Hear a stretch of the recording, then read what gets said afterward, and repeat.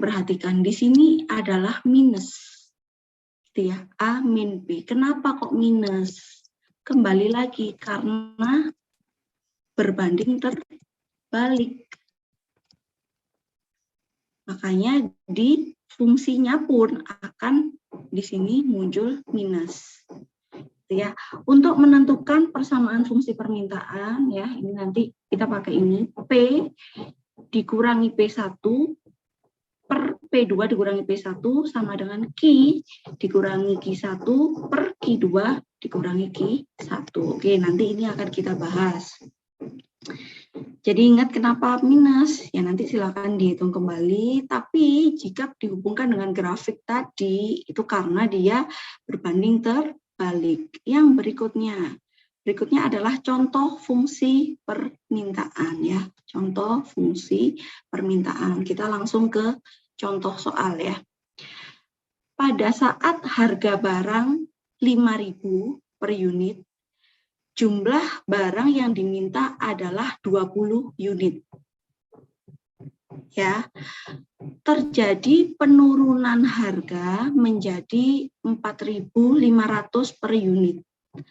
Dan jumlah barang yang diminta adalah 30 unit. Tentukan persamaan fungsi permintaannya. Jadi gini, yang perlu saya ingatkan kembali begini. Ketika kita membahas soal tentang ekonomi rekayasa, gitu ya, itu biasanya soalnya berbentuk soal cerita yang panjang gitu, ya panjang gitu. Nah nanti silakan dari soal itu kalian mengartikan, ya mengartikan sendiri. Ini maunya gimana soal ini? Ya, yang ditanyakan apa, yang diketahui apa. Nah, itu nanti kalian harus bisa menerjemahkan itu. Nah, kekurangan dari mahasiswa, kelemahan dari mahasiswa, kadang tidak bisa mencerna soal itu, memahami maksud soal itu. Makanya saya bilang gini, ada tahapan-tahapan dalam mengerjakan soal. Ya, seperti Anda waktu pelajaran matematika di SD dulu, soal cerita, itu pasti yang pertama ada yang namanya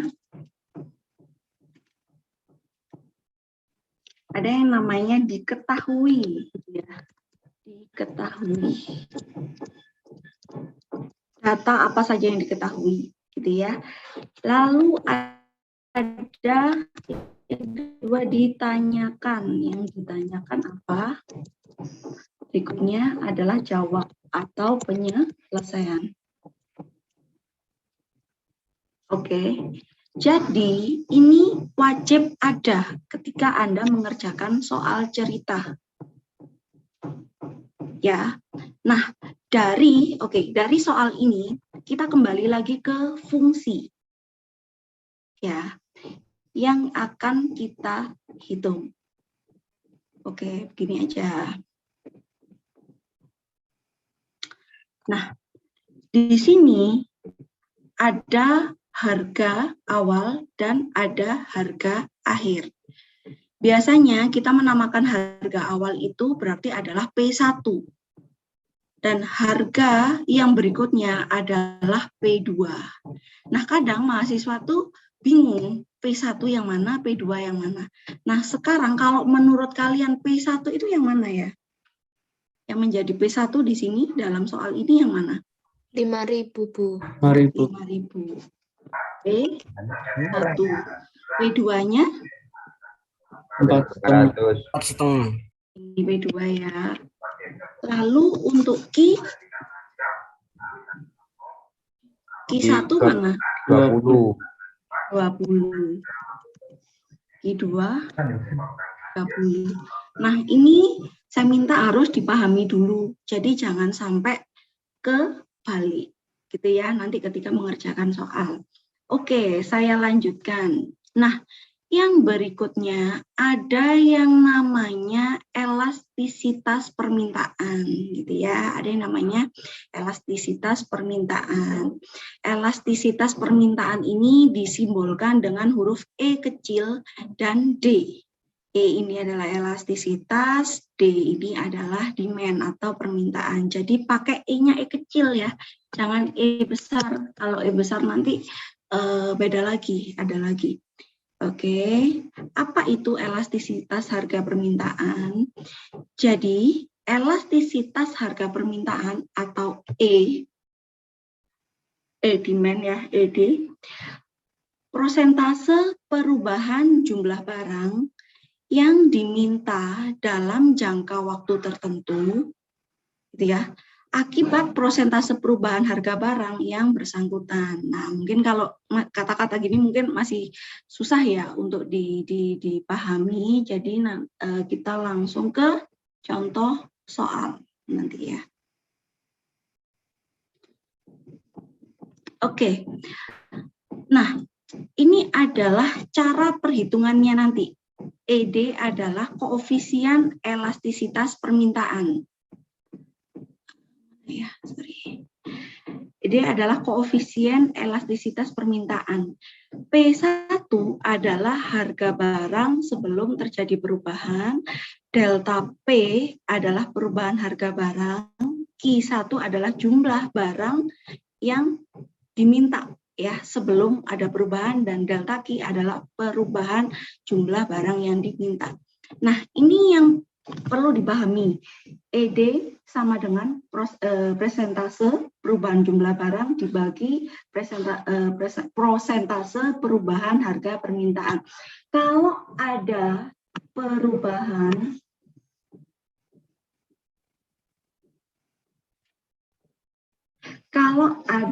perubahan ya pasti di sini ada namanya delta, gitu ya. Kalau delta Q berarti kan Q2 min Q1, gitu ya. Kalau delta P berarti kan P2 min P1.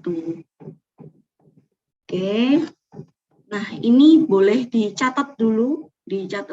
Nanti saya kasih, kalian belum saya kasih ini ya, link Classroom ya. Iya, belum. Ya, habis ini boleh sambil dicatat dulu. Nanti tetap saya kasih PDF-nya. Itu adalah apa ya? Mungkin informasi tambahan yang mungkin tidak ada di PPT itu ada di catatan. Oke, saya lanjutkan ya. Sebelum ke contoh soal, saya lanjutkan dulu. Nah, oke. Koefisien elastisitas permintaan, ya, koefisien elastisitas permintaan selalu bernilai negatif. Ini harus diingat, ya, koefisien elastisitas permintaan. ED dari permintaan nilainya selalu negatif. Kenapa? Kira-kira ada yang bisa menjawab kenapa kok selalu negatif?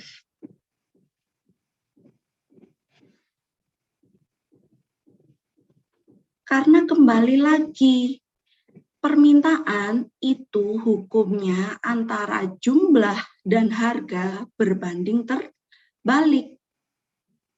Harga dan jumlah barang yang diminta selalu berbanding terbalik. Makanya nilai koefisiennya akan selalu negatif. Nah, itu harus diingat.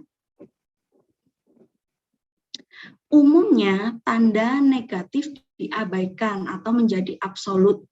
Ya, walaupun pada akhirnya tanda negatif itu diabaikan atau menjadi absolut, tapi ini harus kalian ingat. Kenapa? Karena ini adalah sebagai alarm. Artinya sebagai alarm di mana, Bu?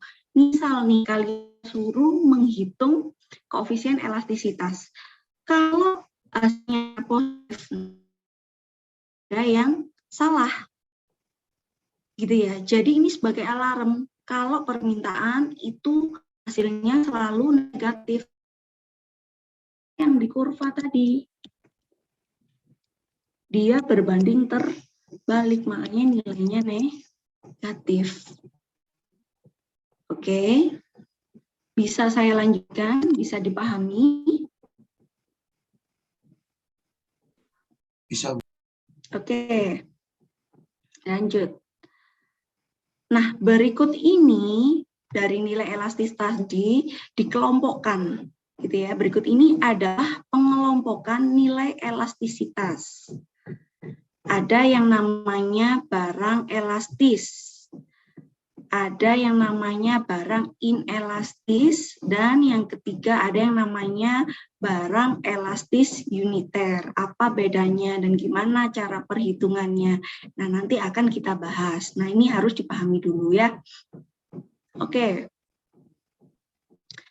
Nilai elastisitas, ya ini sama, ini penjelasan aja. Barang elastis itu biasanya adalah barang mewah dan bukan merupakan kebutuhan dasar. Misalnya mobil, ya, televisi, handphone. Tapi kalau handphone sekarang kayaknya udah kebutuhan dasar ya. Kadang orang sekarang tuh lebih baik dompet yang ketinggalan daripada handphone yang ketinggalan. Karena kalau ada handphone, mau beli apa-apa juga tetap bisa. Ya kan? Karena kita sekarang udah mulai cashless gitu ya. Yang berikutnya ada barang inelastis. Barang yang masuk golongan kebutuhan dasar, misalnya beras, gula, pakaian, gitu. Nah, elastis uniter adalah barang-barang yang merupakan barang batas antara yang elastis dan tidak elastis. Namanya aja inelastis, berarti tidak elastis ya. Oke, saya kasih contohnya, langsung ke contoh. Nah, ini sambil dicatat. Untuk barang elastis, kita yang pertama membahas dulu tentang barang elastis. Tentang barang elastis. Nilai koefisien elastisitas itu kurang dari 1. Ya, jadi untuk barang elastis, nilai koefisiennya kurang dari 1. Artinya apa? Artinya adalah jika terjadi perubahan harga sedikit saja, maka akan terjadi perubahan jumlah permintaan barang yang lebih besar. Jadi walaupun harganya itu misalnya turun sedikit aja, tetapi permintaannya tuh ternyata naiknya langsung banyak. Itu adalah untuk barang elastis. Ya, nanti koefisien elastisitasnya nilainya kurang dari 1. Nanti perlu diingat ya ketika menghitung nanti. Oke, bisa saya lanjutkan? Atau ada yang mau ditanyakan dulu?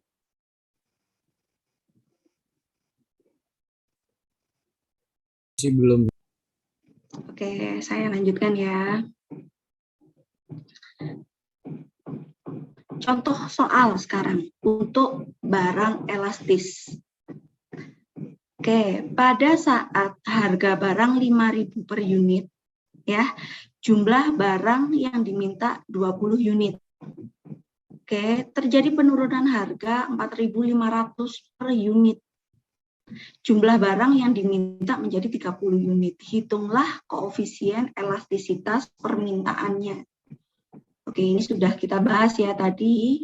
Untuk 5.000 adalah P1, ya, P2-nya, price kedua adalah 4.500. Lalu Q1 adalah 20 unit dan Q2 adalah 30 unit. Nah, sekarang tahapannya begini cara pengerjaannya. Oke, ini ya diketahui P1 5.000, P2 4.500, Q1 20 dan Q2 30. Yang ditanyakan adalah koefisien elastisitasnya atau ED. Nah, langkah pertama, tentukan perubahan harga dan jumlah penawarannya. Oke, berarti kita akan mencari selisihnya atau delta P. Nah, begini yang perlu saya ingatkan juga. Delta P itu adalah P2 dikurangi P1. Gitu ya, jadi diingat delta P adalah P2 dikurangi P1. Pengalaman yang lalu-lalu, banyak yang menghitung delta P itu adalah nilai yang terbesar dikurangi nilai yang terkecil. Itu salah. Ya, kalau nilai terbesar dikurangi nilai terkecil itu salah. Yang benar ini. P2 dikurangi P1. Sama halnya dengan delta Q. Q2 dikurangi Q1. Ketemunya 10. Langkah yang kedua, masukkan data yang diketahui ke dalam rumus elastisitas yang tadi kita bahas ya, slide awal tadi. Nah, ini kan rumusnya tadi kan gini ya. Kita masukkan. Oke, ketemu nilainya adalah minus 5. Ingat, walaupun nilainya minus, tapi diabsolutkan. Jadi adalah 5. Oke, jadi 5. Berarti nilai ED atau koefisien elastisitas kurang dari 1. Berarti dia masuk ke barang elastis. Kan gitu, kalau kalau lebih dari 1, maka dia masuk ke barang elastis. Nah, artinya apa? Artinya adalah begini, perubahan harga sebanyak 1% menyebabkan perubahan permintaan sebanyak 5%. Ya, perubahan harga sebanyak 1%, harganya itu cuman turunnya 1%, tapi permintaannya tuh naiknya 5%. Itu adalah barang elastis, sifatnya seperti itu. Kalau digambarkan pada grafik, gambarnya seperti ini. Gambarnya seperti ini. 5.000 ini tadi kan P. Aduh, sorry. 5.000 ini kan tadi P1 ya, ketika harganya di 5.000, permintaannya tuh 20. P1. Ketika harganya turun 4.500 di sini P2. Ya, permintaannya tuh naiknya banyak loh. Jadi 30. Ya, jadi garisnya ini, grafiknya ini landai. Karena bisa dilihat perubahan harga yang sedikit. Ya, ini kan sedikit. Menyebabkan perubahan permintaan yang signifikan, yang masif. Banyak sekali perubahan permintaannya. Itu adalah sifat dari barang elastis. Ya, bisa dipahami sampai sini?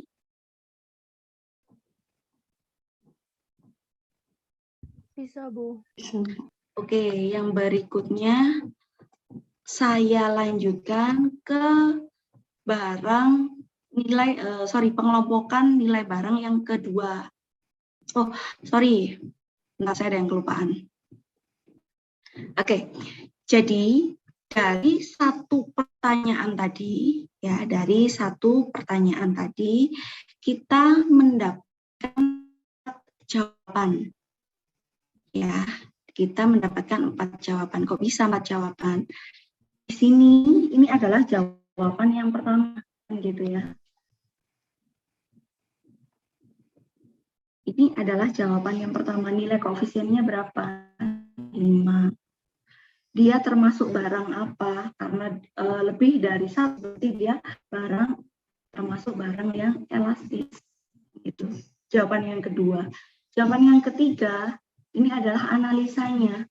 Perubahan harga sebanyak 1% menyebabkan perubahan permintaan sebanyak 5%. Ini adalah analisis yang ketiga. Dan yang keempat, ini adalah dalam bentuk grafiknya. Grafiknya bisa digambarkan seperti ini, jawaban yang keempat.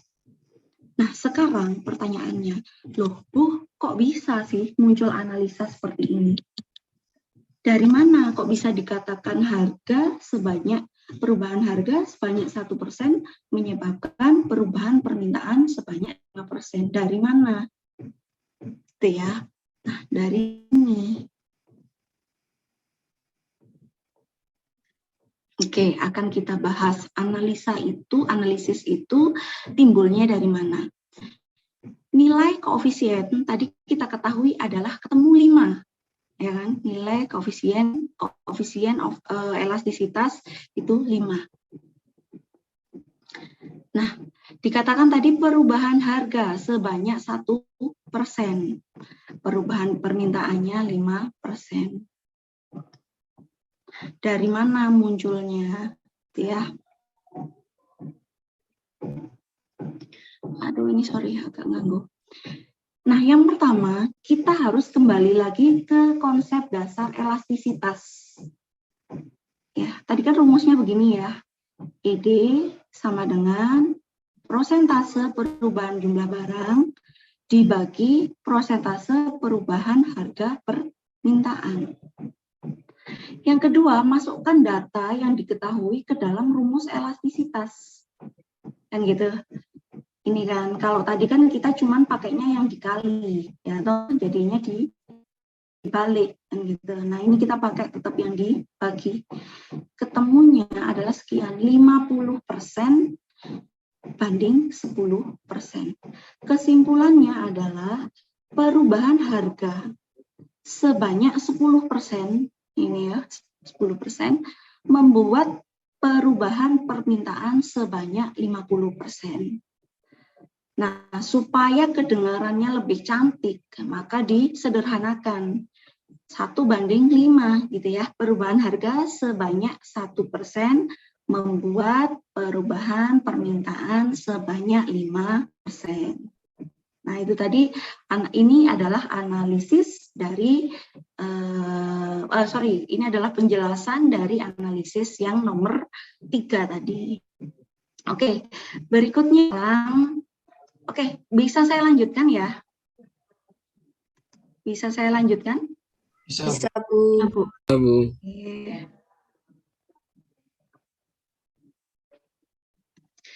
Yang kedua, ini adalah barang inelastis. Jadi kalau yang pertama tadi kita membahas barang elastis, sekarang yang kedua kita membahas barang inelastis. Nilai koefisien elastisitasnya atau ED kurang dari 1. Ya, nilainya kurang dari 1. Artinya apa? Artinya bahwa perubahan yang besar pada harga tidak diiringi oleh perubahan yang berarti dalam jumlah barang yang diminta. Jadi ini adalah kebalikannya barang elastis. Kalau elastis tadi harganya turunnya sedikit saja, tapi permintaannya berubahnya signifikan. Sedangkan di barang elastis, gitu ya, harganya turun, berubahnya tidak terlalu banyak. Ya, itu adalah barang inelastis. Berikutnya ya.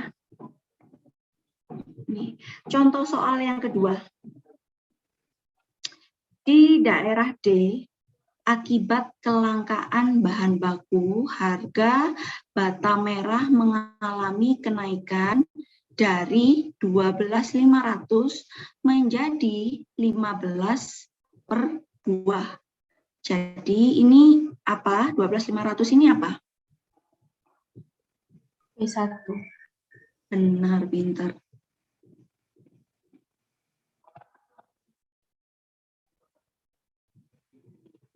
Ini adalah P1. P2 berarti 15.000. Kenaikan harga tersebut mengakibatkan permintaan bata merah turun dari 200 buah menjadi 800 buah. Berarti Q1 yang mana? 200. Q1 yang ini Q2.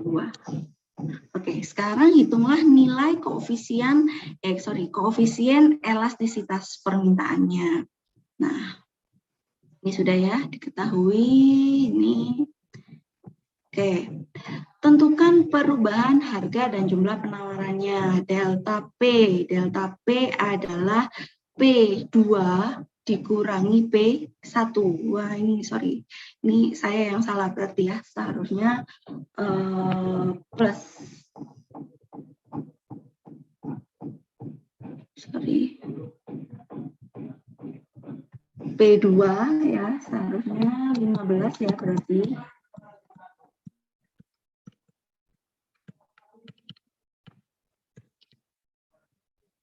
Oke, Q2.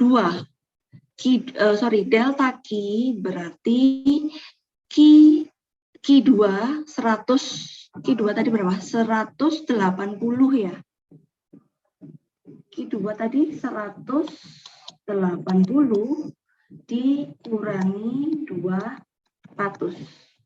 Ini ya yang benar ya. Minus 20. Iya, benar? Benar ya. Ini sorry, perhitungan saya yang di sini berarti yang salah. Oke, berarti yang ini ya. Delta P ketemu sekian. Yang ini delta Q ketemu minus 20. Nah, tapi kayaknya insya Allah jawabannya sama karena plus dan minus ketemunya itu. Nah, P1 2.500, Q1 200 dikali, ini cuman kebaliknya plus minus, ya kan? Tapi hasilnya nanti berarti tetap minus 0,5. Lalu kita absolutkan menjadi 0,5. Nilai koefisien elastisitasnya berarti 0,5 kan kurang dari 1. Berarti dia termasuk barang inelastis. Analisanya adalah perubahan harga sebanyak 1% menyebabkan perubahan permintaan sebanyak 0,5%. Kan berarti kan sama seperti yang saya bilang tadi, bahwa perubahan harga itu 1%, perubahan permintaannya itu nggak terlalu banyak, cuma 0,5%. Gitu ya, hanya 0,5% dibandingkan di barang elastis tadi perubahan permintaannya adalah sebesar 5%. Gitu. Nah, dari grafik ini juga bisa digambarkan ketika harganya 12.500 ya, ketika harganya 12.500 atau ini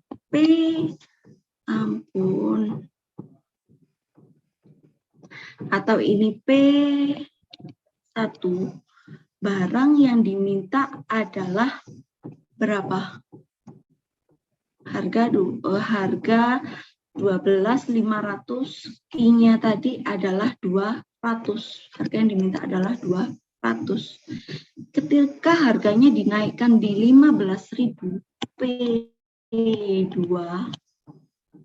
ya, harga permintaan jumlah barangnya itu turunnya cuma sedikit di 180. Ya, dari sini bisa digambarkan di grafik. Grafiknya curam. Ya, grafiknya curam. Jadi diingat-ingat kalau tadi di barang elastis itu grafiknya landai, ya. Kalau di barang inelastis grafiknya curam. Nilai ED-nya kurang dari 1. Nah, itu bedanya barang elastis dan barang inelastis. Sampai sini bisa dipahami?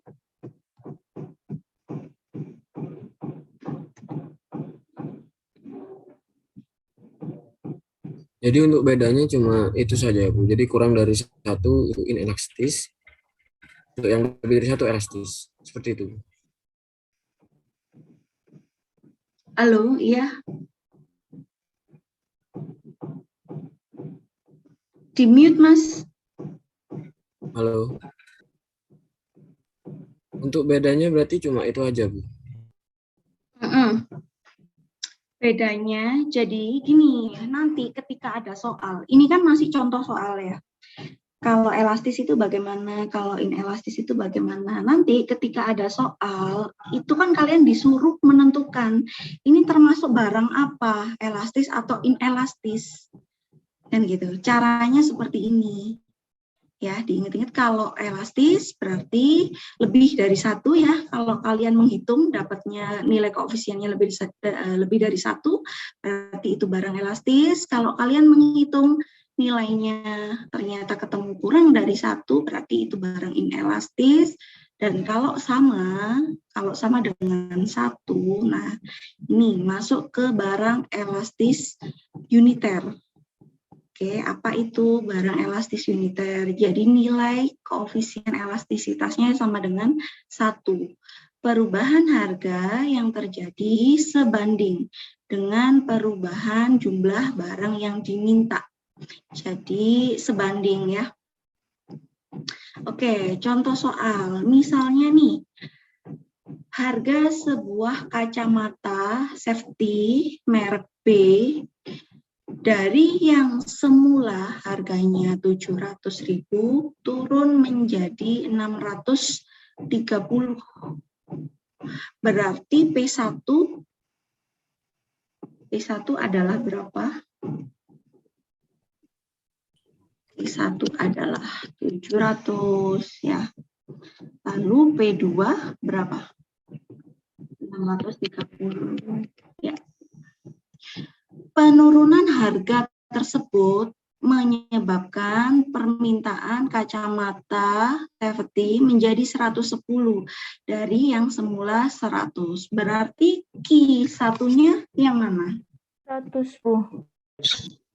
Q satunya 100. Jadi biasanya banyak pertanyaan-pertanyaan menjebak kan gitu ya.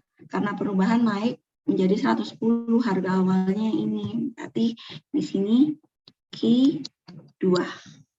Oke, kita lanjut. Sama ya, stepnya sama dengan yang tadi. Delta P, P2 min Q1, delta Q, Q2 min Q1, masukkan ke rumus elastisitas.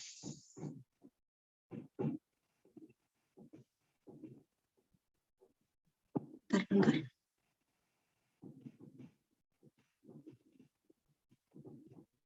Masukkan ke rumus elastisitas, ketemu koefisien elastisitasnya adalah 1.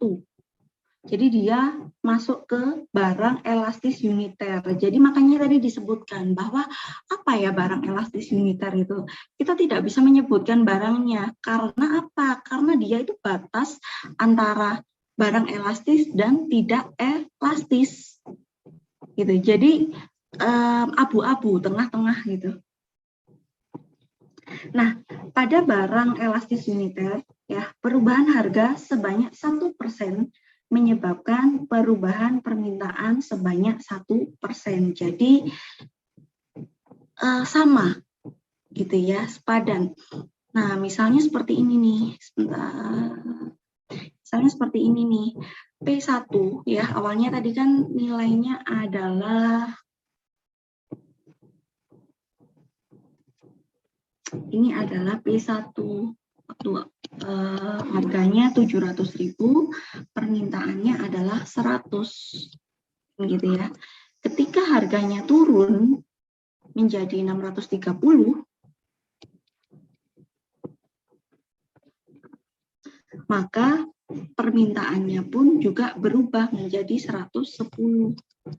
Nah, grafiknya di sini tidak landai, ya tidak landai seperti yang barang elastis dan juga tidak curam, ini ya seperti barang inelastis. Gitu. Jadi sama. Nah, sebenarnya dari grafik itu sudah bisa dilihat ya perbedaannya. Oh, ini barang elastis, ini inelastis, ini elastis uniter gitu ya. Ketika kita bicara barang elastis tadi, ini curam seperti ini. Ini elastis. Grafiknya elastis. barang elastis. Yang ini adalah grafiknya, yang curam tadi barang inelastis. Dan yang miring, nggak curam, nggak landai, itu adalah elastis uniter. Oke, perbedaan dan pemahaman jenis elastisitas permintaan dapat dilihat melalui bentuk grafik. Oke, sebelum saya lanjutkan ke penawaran, adakah yang ingin ditanyakan?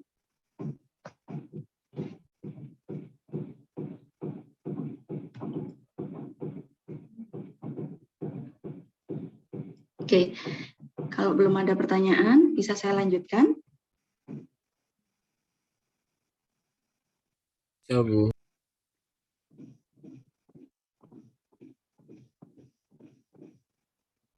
Oke, saya lanjutkan ke penawaran.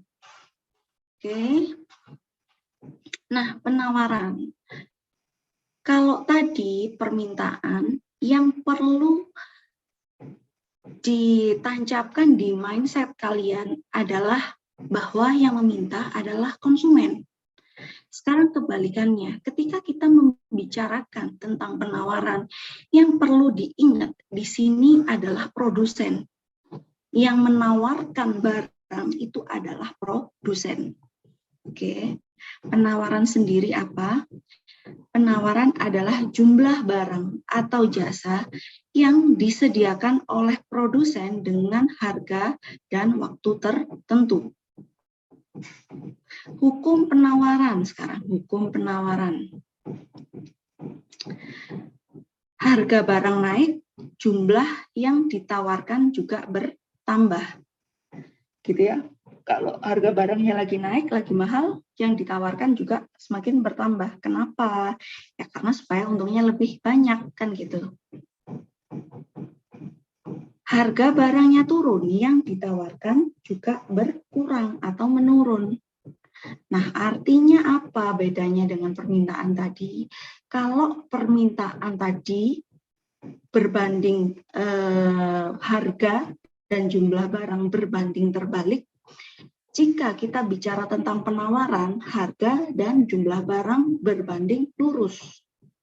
Kan gitu ya. Yang berikutnya, ini adalah kurva dari penawaran. Kurva dari penawaran. Nah, saya katakan tadi berbanding lurus. Misalnya nih.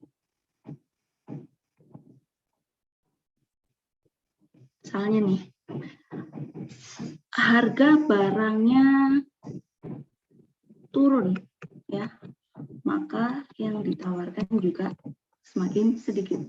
Ketika harga barang naik, maka yang ditawarkan juga akan semakin naik atau semakin banyak. Harga di sini quantity, ya, harga barangnya berbanding lurus. Oke, saya lanjutkan. Ini kalau penawaran mungkin saya nggak menjelaskannya tidak akan terlalu lama seperti di permintaan karena memang pada dasarnya sama kok,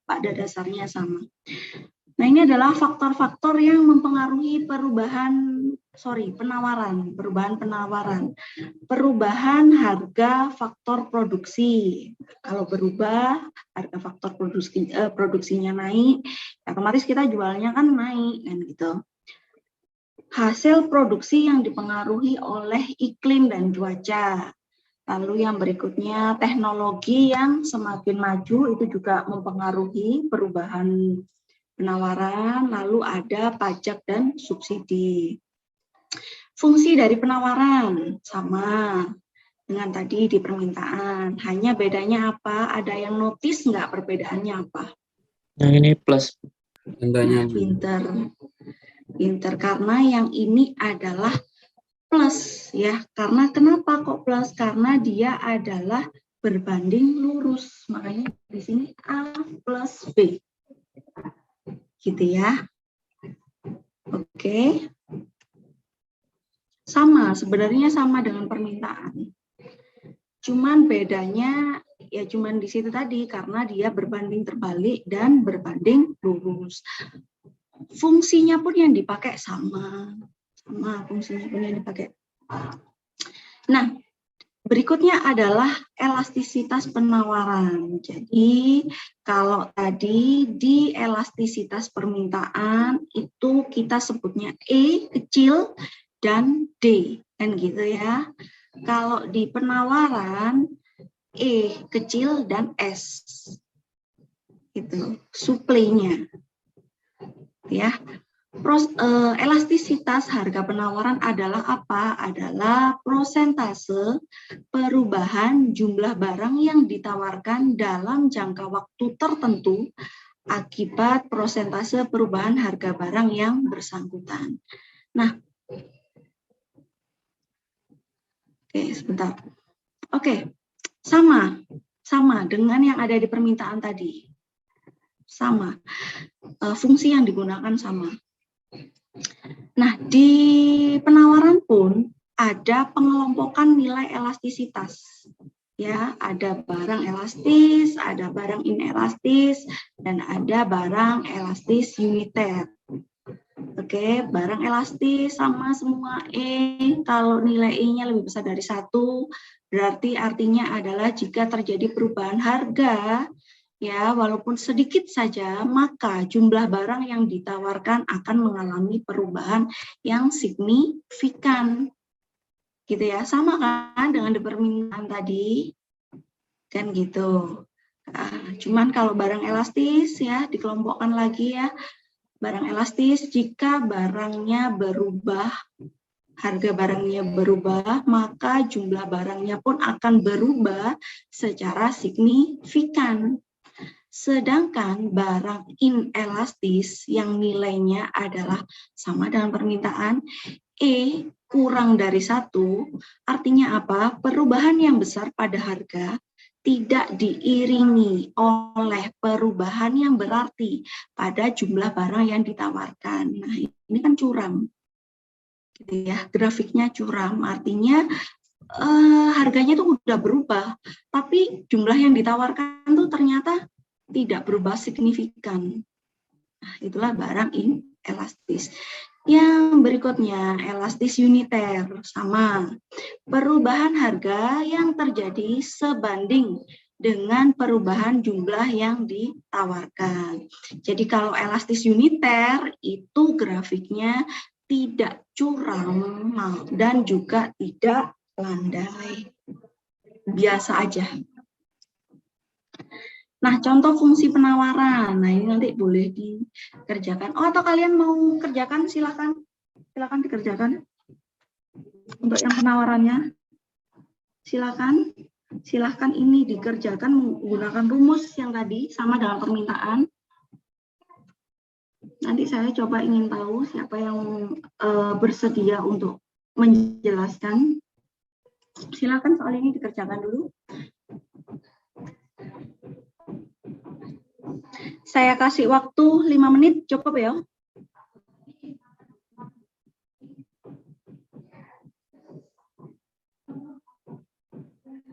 Oke, sebentar ya, saya tinggal bentar, silakan dikerjakan dulu.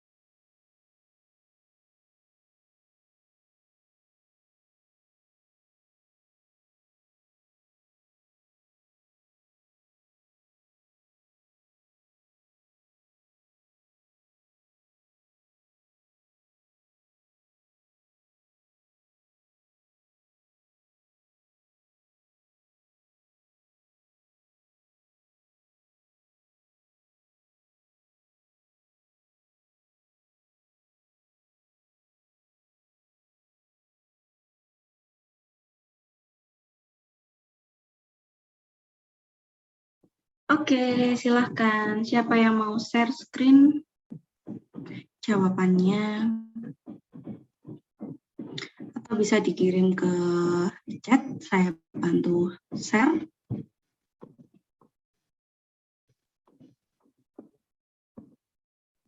Saya mau coba, Bu. Oke, silakan. Siapa tadi? Siapa itu? Hemia, Bu. Hemia, silakan Mbak. Mau share screen sendiri atau Bu Indah bantu share screen? Share screen sendiri aja, Bu. Oke, sip. Bentar, stop share dulu bentar ya. Hemia, silakan on cam dulu Hemia.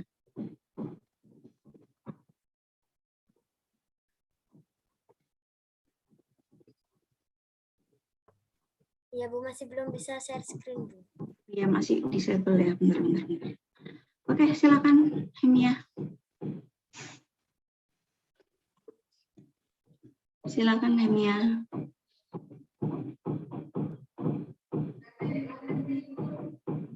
Sip. Silakan Hemia. Dijelaskan gimana tuh? Ini hasilnya benar nih, Bu. Benar kok. Kurang apa-apa kok, Mas. Hasilnya benar ya, Bu. Yuk, gimana, Mbak? Jadi tadi diketahuinya berapa tuh? Diketahui P1-nya 500. Q1-nya 40. Kemudian mengalami penurunan harganya menjadi 300. Itu P2. Kemudian jumlah permintaannya menjadi 35.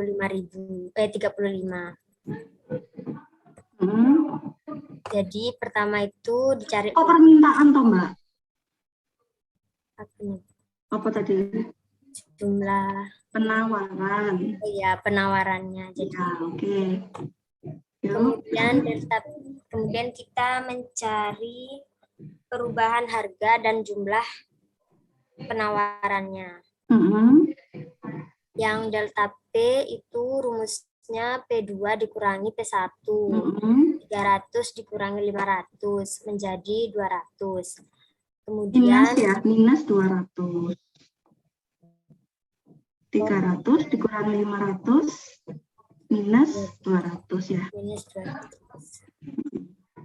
Oke. Kak Popo, Mbak, paham, aku emang udah siang kok. Kemudian kita mencari delta Q-nya.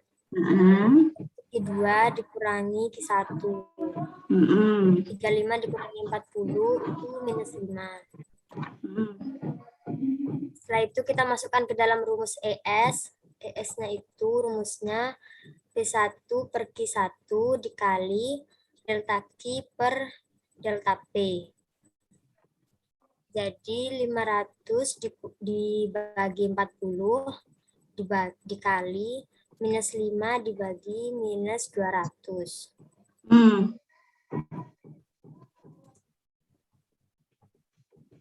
Hasilnya menjadi 0,3215. Nah, benar. Berarti dia barang apa, Mbak? Kalau hasilnya, oke, terus yang perlu saya koreksi ya, bahwa diingat E-nya bukan E besar. Oke, tetapi E kecil. Ya, E kecil. Nah, terus sudah ketemu nilai koefisiennya adalah 0,3. Berarti dia masuk ke barang apa? Inelastis ya, Bu. Barang inelastis ya, karena 0,3 kurang dari 1. Pintar. Nah, sekarang tadi Mbak Hemia, ya, bahwa tadi kan dikatakan kalau di permintaan hasilnya adalah selalu negatif. Karena apa? Karena terbalik, ya. Tapi ketika kita menghitung penawaran, hasilnya adalah positif. Karena hukumnya di penawaran, harga dan jumlah itu berbanding lurus. Gitu ya. Bisa dipahami ya? Iya, Bu. Ya. Oke, makasih Mbak Hemia. Terima kasih. Bagus sekali. Oke, kalau gitu saya lanjutkan ya ke bahasan yang berikutnya. Ke bahasan yang berikutnya, berarti penawaran udah ya, oke ya, nggak ada masalah. Nah, ini ada tambahan sedikit. Oke, sorry, sudah. Yang berikutnya kita akan membahas harga pasar, ya, harga pasar. Kita membahas harga pasar. Jadi apa sih harga pasar itu? Harga pasar adalah harga yang terbentuk akibat pertemuan dari permintaan dan penawaran, harga objektif dan harga keseimbangan. Nah, oke, ini adalah kurva permintaan. Kan tadi kurvanya seperti ini ya. Kalau kalian ingat ya, bahwa kurvanya adalah seperti ini bentuknya, berbanding terbalik. Lalu kalau kurva penawaran itu seperti ini, bentuknya kan seperti ini, berbanding lurus. Nah, di tengah-tengah sini adalah titik pertemuan antara permintaan dan penawaran. Ya, adalah permintaan dan penawaran. Nah, titik potong ini disebut E. Ya, dinotasikan dengan huruf E besar, yang artinya adalah equilibrium. Sorry, saya pun kadang sampai sekarang nyebutnya masih susah. Equilibrium, gitu ya. Titik potong antara kurva permintaan dan penawaran disebut equilibrium. Equilibrium itu apa? Jadi equilibrium adalah jumlah barang yang diminta sama dengan jumlah barang yang ditawarkan. Ya, jadi jumlah permintaan sama dengan jumlah penawaran. Pembeli, yaitu konsumen, dan penjual, yaitu produsen, telah sepakat atas harga barang yang dibeli dan yang dijual. Nah, itu adalah namanya titik keseimbangan. Namanya equilibrium. Nah, ini misalnya ada begini, contoh kasus seperti ini. Berikut ini adalah tabel permintaan dan penawaran suatu barang dari berbagai tingkat harga. Misalnya nih, ketika harga 500, jumlah permintaannya itu 200. Karena apa? Karena harganya mahal, karena harganya tinggi. Otomatis permintaannya sedikit. Ya, ingat hukumnya tadi, antara jumlah dan barang di permintaan itu berbanding terbalik. Ketika harganya 500, mahal toh, penawarannya tinggi. Nah, jadi di sini ada kelebihan penawaran. Ya, sifat interaksinya adalah kelebihan penawaran. Ketika harganya turun 400, ya, jumlah permintaannya naik jadi 400 karena harganya turun. Jumlah penawarannya masih 800. Nah, berarti kan masih ada sisa. Ya, masih ada sisa 400 barang yang tidak dibeli, barang yang tidak diminta. Jadi masih sifat interaksinya adalah kelebihan penawaran. Ketika harga 300, ya, jumlah permintaannya menjadi 600, jumlah penawarannya adalah 600. Nah, ini disebut titik keseimbangan. Ya, atau sebentar, atau bentar ya, saya ambil minum bentar. Iya, Bu.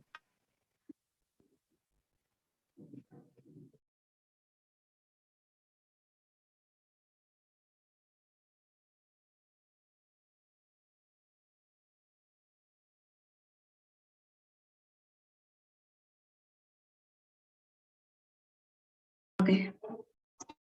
Nah, ketika harga 300, ya jumlah permintaannya itu naik, ya kan harganya udah turun di 300, jumlah permintaannya naik 600, dan jumlah penawarannya turun 600.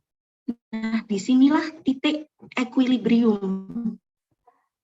Ya, jadi barang yang ditawarkan sama dengan yang diminta. Jadi tidak ada kelebihan penawaran. Nah, sekarang diturunkan lagi harganya jadi 200. Ya, jumlah permintaannya naik 900, tetapi penawarannya yang turun. Jadi 375, berarti namanya di sini adalah kelebihan permintaan.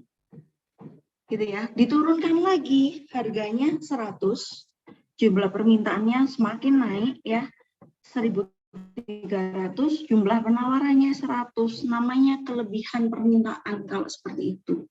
Nah, dari tabel ini yang saya maksud adalah begini, equilibrium atau titik keseimbangan itu jika permintaan sama dengan penawaran. Jadi tidak ada yang namanya kelebihan penawaran dan tidak ada yang namanya kelebihan permintaan. Sekarang seperti ini ya, grafiknya sama. Oke. Dari studi kasus equilibrium tadi ya, ketika tingkat harga lebih dari 300 dan ketika tingkat harga kurang dari 300. Yang terjadi apa ketika harga lebih dari 300, maka kelebihan penawaran, seperti yang saya jelaskan tadi.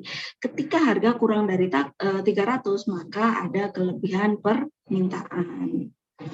Nah, jika kelebihan penawaran, ya kelebihan penawaran apa yang terjadi, maka barang tersebut akan menumpuk di gudang, gitu ya. Lalu produsen akan terpaksa menurunkan harga barang lagi, dan barang tersebut bisa terjual cepat. Jadi kalau biasanya cuci gudang ya, biasanya kan banyak ya di toko-toko cuci gudang, itu adalah barang-barang yang sudah tidak laku gitu ya, barang-barang sisa kan gitu. Nah, ini cuman efeknya aja. Nah, kalau penawarannya lebih besar daripada permintaan, ya barang mengalami kelangkaan dan gitu ya. Konsumen akan berusaha membeli barang tersebut meskipun harus membayar harga yang lebih tinggi. Ini jika penawarannya kurang dari permintaan. Harga keseimbangan akan terbentuk jika memenuhi rumus keseimbangan, yaitu QD. QD ini adalah kuantiti dari permintaan, dan QS ini adalah kuantiti dari penawaran. Di sini ada QD sama dengan QS atau PD sama dengan PS. QD adalah jumlah barang yang diminta, QS adalah jumlah barang yang ditawarkan, PD adalah harga barang yang diminta, dan PS adalah harga barang yang ditawarkan.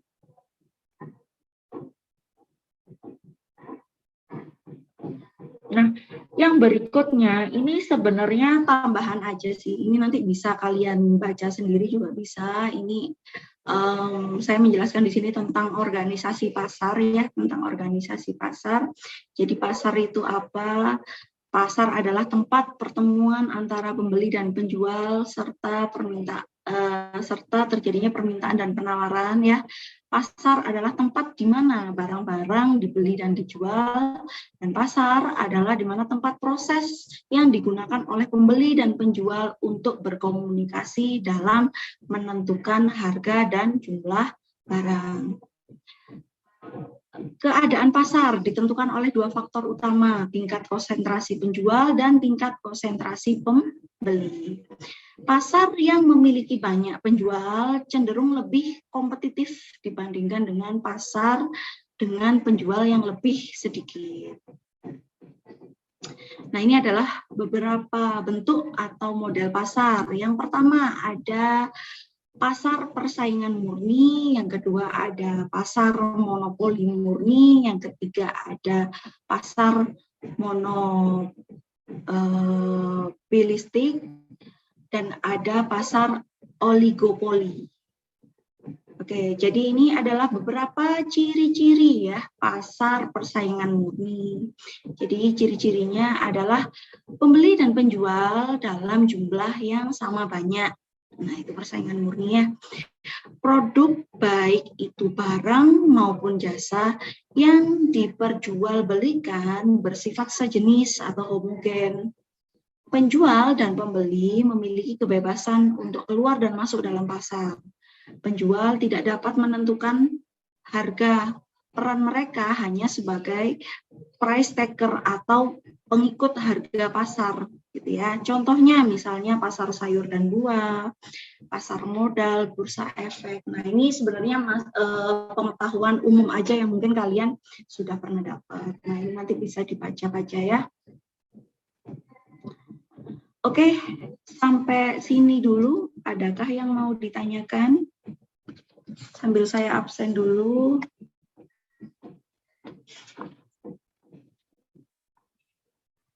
Rahmat Rezandria, ada? Ada, Bu. Anissa Putri, Ada, Bu. Anjasa Putra,